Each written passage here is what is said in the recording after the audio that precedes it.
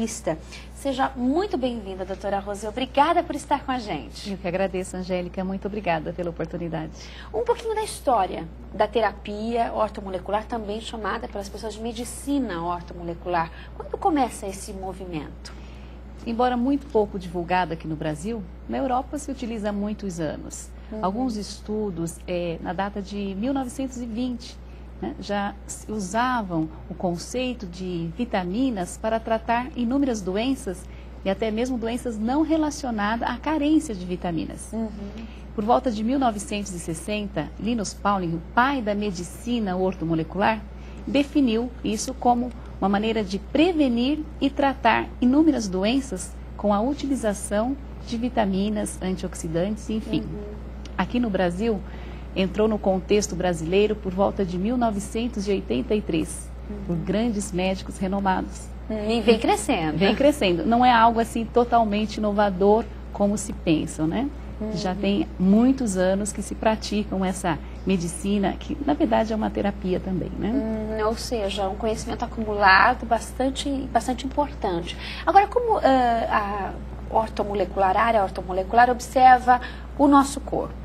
É mesmo através desse olhar mais detalhado no micro, nas células, na combinação de moléculas, na entrada de vitaminas dessas células. É assim mesmo? Isso mesmo. Somos vistos.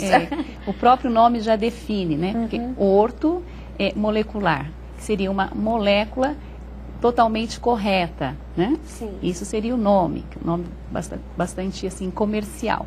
Mas a visão é de um todo, tá? Da pessoa como um todo. O ortomolecular não isola nada. Quer tratar o paciente assim verdadeiramente como um todo, tá? Não dá para desmembrar, né? A ideia é realmente tratar a nível celular, otimizando todos os benefícios, melhorando a produção enzimática, buscando um rejuvenescimento, tratando a célula antes que adoeça. Né? Esse é o conceito.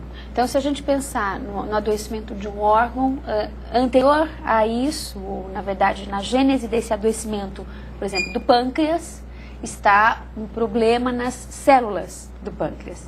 E a medicina ortomolecular chega, então, nessa fase, para promover maior equilíbrio desse órgão a partir dos seus componentes mínimos, né, ou, enfim, no micro, que são as suas moléculas, as suas células. Isso.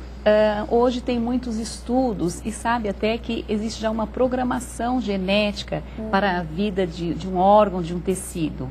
O que acontece? Se teríamos aí um pâncreas para viver 70 anos, por alguma coisa que não é muito bem, má alimentação, a própria carência, algum tipo de estresse, faz com que ocorre uma danificação deste órgão e ele vem sofrer grandes danos, né, antes mesmo de se completar todo o seu ciclo aí genético, poderíamos dizer.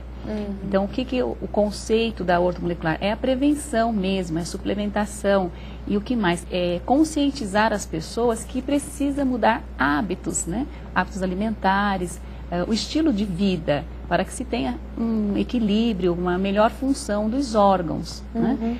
Um exemplo poderíamos dar.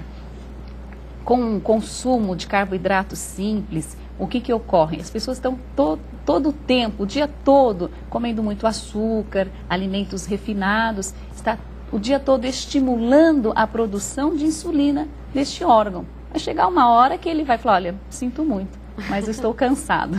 Né? Aí é quando que realmente começa a desenvolver as patologias como a diabetes tipo 1, diabetes tipo 2 e outras coisas relacionadas ao metabolismo de carboidrato, enfim. Então, as nossas atividades diárias, os nossos hábitos podem, vamos usar uma imagem assim para ilustrar, envelhecer os nossos órgãos antes da hora, como se tivesse um jovem de 20 anos, mas que se submete a uma dieta tal e o seu pâncreas já está tão cansado quanto de uma pessoa na terceira idade, ou seja, que realmente teve um tempo de vida e de uso daquele órgão trabalhando sempre. E se a pessoa tiver um hábito de vida bom, ele vai ter mesmo na melhor idade, a gente assim chama, um pâncreas ativo e dando conta das suas funções. mais ou menos isso que pode acontecer. Isso é verdade. Infelizmente, hoje o problema até mesmo da obesidade já começa na infância, né? As crianças estão sendo mal alimentadas, né? Mal nutridas, exigindo muito da função dos órgãos. Recentemente foi mostrado um trabalho muito interessante sobre o cromossomo, né? Deu até o exemplo do cadarço. E realmente é o envelhecimento celular do órgão. Então, precisa mesmo ter uma vida boa, uma boa alimentação, qualidade de vida, para que se consiga realmente chegar na melhor idade, né? E viver ainda com saúde. Infelizmente, as crianças também estão sofrendo dessa síndrome metabólica por excesso de alimentos, né? E até mesmo o tipo de estresse, a vida que leva, enfim. Então, precisa já na infância começar a prevenção. Porque quando chegar na melhor idade, ter aí os órgãos bons, condições boas. Se existe o fator genético, né? Hoje tem também o fator genético que a gente tem que considerar, da diabetes, por exemplo. Mas se vai ser acometido desse mal, que seja por volta dos 70 ou 90 anos, enfim, não aos 40 ou 30, como hoje se observa muito. E a genética não é uma determinação da ocorrência, é uma predisposição. É verdade, é uma predisposição. Poderíamos ser predispostos a inúmeras doenças, enfim, mas ter um estilo de vida legal, uma boa alimentação, comportamento, entender muito bem como é que é gerenciar a saúde e realmente não chegar a desenvolver a patologia. Isso como um todo, né? Então a gente pode chegar antes. E deve, né? Esse é o conceito da terapia ortomolecular. Vamos prevenir, né? Para realmente não ser acometido aí de grandes males, né? A gente vai continuar mais um pouquinho nessas propostas de prevenção, esses caminhos são bastante interessantes, a essência, né, da terapia ortomolecular, mas só para a gente ter uma ideia, a parte terapêutica é possível ser feita dentro dessa técnica, doutora Rosi? Também ela entra como um coadjuvante num trabalho de cura, de restabelecimento do equilíbrio do organismo após a ocorrência de uma doença? Sim.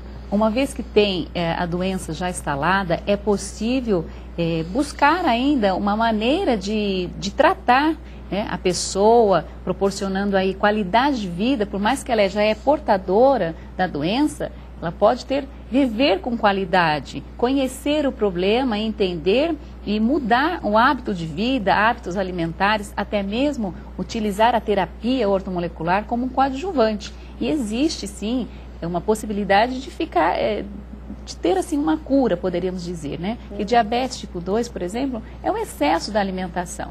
Então, se muda o estilo de vida, né? Começa a comer bem, usar até alguns suplementos que vai melhorar e otimizar toda a função da insulina, pode sim ter grandes benefícios e viver com qualidade de vida, evitando a diabetes é um grande produtor de radicais livres, né? Amenizando os efeitos deletéricos da doença.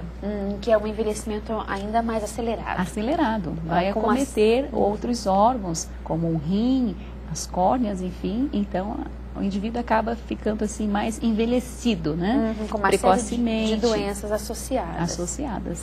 Agora é interessante essa ideia de tratar, né, da nossa saúde lá nas pequenas usinas de energia, de funções, que são as nossas células, enfim, as moléculas do nosso corpo, que vão formar os órgãos, os tecidos, todo esse equilíbrio e a abrangência, apesar de tratar do micro, a abrangência que a terapia ortomolecular nos traz.